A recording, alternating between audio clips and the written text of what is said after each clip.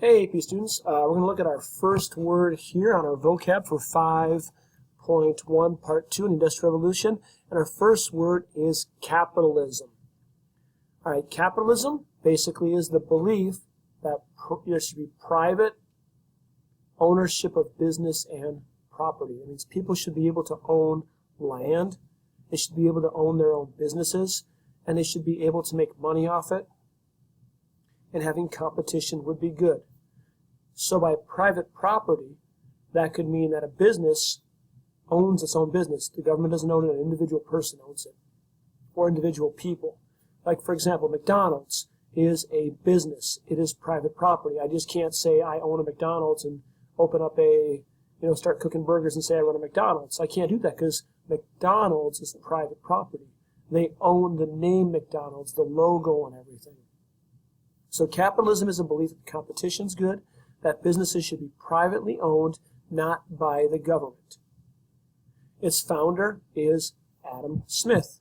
That's our next word. Adam Smith, we talked about in the last chapter too. He was a Scottish philosopher. He's basically seen as the father of modern economics. He is known for his belief in the invisible hand, that if you just let people follow their own self-interest, that an invisible hand will take care of everything. Meaning that we don't have to get people to, we don't have to have the government make sports drinks like Gatorade. We can let individual companies do it because someone will realize, hey, people want a sports drink when they're working out. So they'll make Gatorade, and an invisible hand, basically a company, no one's telling them to do it. It will be made, and everything will be covered. We will have access to all the goods that we need. For example, if no one's picking up the garbage in the street, the invisible hand would say, someone would go, you know what? It's my self-interest to pick up that garbage because I bet I could make a lot of money off it. And all of a sudden you would have a garbage business starting. So Adam Smith is the founder of what we would consider invisible hand, what we would consider self-interest, the father of modern economics, and definitely a believer in capitalism, that there should be private property and things should be privately owned and not run by the government. Also, in the Industrial Revolution comes the idea of classical liberalism that stresses individual freedom and limited government. So a lot like capitalism, it's saying that the government should stay out of people's way as much as possible, and that people should be able to make the things that they want to make, have the industries that they want to make, and the government should pretty much stay out of the way whenever possible. And if a business isn't doing well, it should go under and a new one will replace it. That would be classic liberalism, and it was started, its main founder is John Stuart Mill. John Stuart Mill is the father of classical liberalism. Basically, he is someone who wanted to see the government stay out of business as much as possible, as it kind of says right here. Basically, he believed that individuals could start their own business and could run it better than the government ever could or could be expected to. So he said the government should pretty much get out of the way and let individuals run their own businesses. This is really big in the Industrial Revolution when we have machines making big, huge factories where workers are in there and machines are making all these new goods. These are individually owned factories. They are not factories that are started by the government. So liberalism is this idea that the government should stay out of the way, let people produce the goods that they can produce on their own, and they should compete against each other, and the businesses who are doing the best will win and will become bigger. And the ones that aren't doing well will eventually fade away and go away, not exist anymore. That's John Stuart Mill. Our next term is economic and civil life. And this is economic and civil life of the Industrial Revolution. Economic and civil life of the Industrial Revolution was based on the ideas of capitalism and liberalism. That what you had really was radical change, that there were individuals who were running these factories, individuals who were owning the factories where workers would go in and would produce all these goods. They weren't government owned. So in economic life, what we saw was there was a class of people who were up on top who were owning the factories, and a class of people who were working in the factories. And it kind of divides the life. You have people who would be in this new middle class, who were making a lot of money, who had their own life where they lived, And you had the workers who were kind of working their life and lived together and were making a lot less money, but they were working for these individuals who started new factories. This is significant because this is going to get away from the aristocracy, get away from the upper class that would be like nobles or near the king of a country, and how we see as individuals are able to move their way up and go from being possibly not even that wealthy of people to becoming very wealthy people running their factories. Laissez-faire economics goes along with classical liberalism and the capitalism of this age of our modern era in the Industrial Revolution. Laissez-faire pretty much means hands-off. What that means is the government doesn't regulate. The government pretty much takes a hands-off approach, and they let businesses either make it or not make it. So again, what we see is businesses are not run by the government. They're not run by aristocrats or people up on top. They are run by individuals who take risks to start up their companies with stocks or joint stock companies to get them going.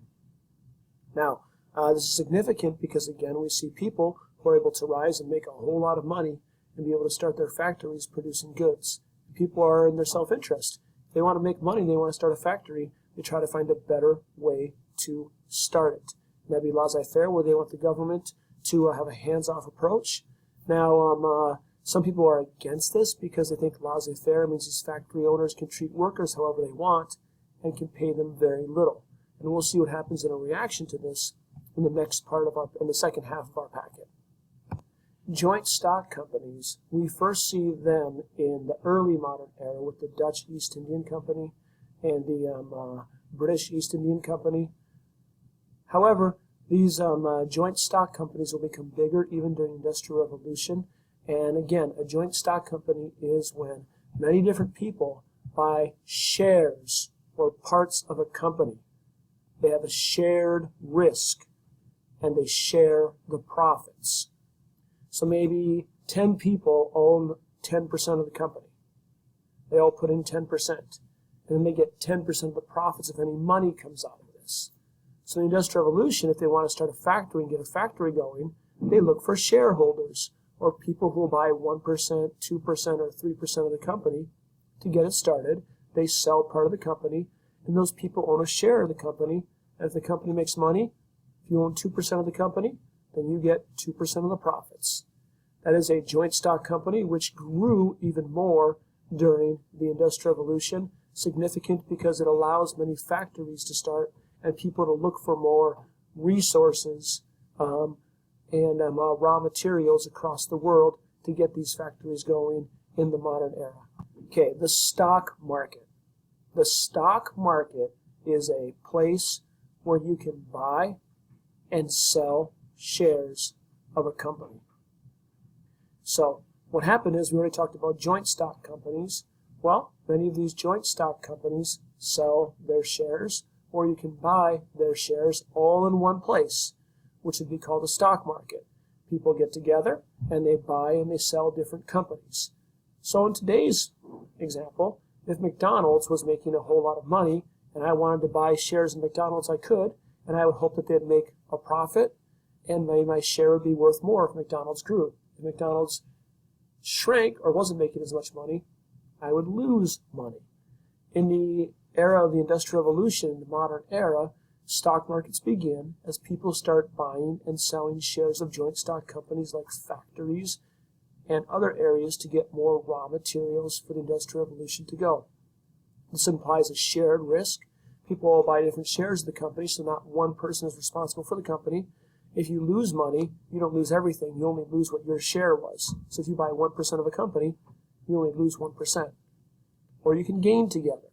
And so people buy and sell many different shares of companies on the joint stock market, a place where you can buy and sell stocks in companies. The United Fruit Company was an American corporation that traded in tropical fruit, mostly bananas, grown in Central and South America plantations. Now, the United Fruit Company actually becomes very powerful in many South American and Central American nations like Guatemala and Colombia. In fact, they even start having a huge influence in the government, and many things that get built in those countries because of how much money they invest in those countries, such as building railroads and such. United Fruit Company is a for-profit joint stock company that does make a lot of money. Some people says it actually has a bad effect on the politics and government of places like Guatemala. Very significant because it's an American company that goes into Central and South America to make money off of fruit, particularly bananas. And many people say they're not always concerned about the environment of that country. They're just concerned about profits. And many people are against the United Fruit Company, which we'll talk even more about when we get to the contemporary era. The Hong Kong and Shanghai Banking Corporation is basically a large banking corporation, like a joint stock company where people in Hong Kong and Shanghai and Asia, they establish it in British Hong Kong. We will talk about British Hong Kong. That's an area that Britain takes away from China in a period called the Opium Wars. We'll get to more of that later. Basically, it becomes an area where, with the Hong Kong and Shanghai Banking Corporation, that invests in a lot of the raw materials and businesses of South and Southeast Asia. Think of it as an area where people can make investments, can make money, and especially for the British, as they make their investments in this area and start looking for raw materials, as there's further growth in the Industrial Revolution, it allows many of these factories and companies to get even larger. Very significant because it shows that Britain is very interested in South Asia, in raw materials, and making money in South and Southeast Asia. The gold standard. The gold standard, we see the definition right here. It's a system by which the value of a currency was defined in terms of gold. So it'd be basically, if you brought your money to a bank and at a gold standard, you could trade that money for a certain amount of gold.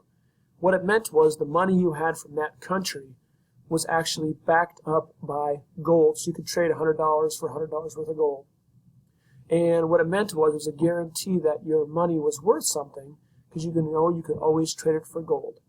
It's significant because it allows people to have paper money and to trade that back and forth and have something that they have confidence in, like gold, that they could get for it if they need it. Today we don't have a gold standard. Today our money is basically just, it is what it is, and we believe that it has value. Well, those are our words for the first part. I'll get to the second video in just a moment.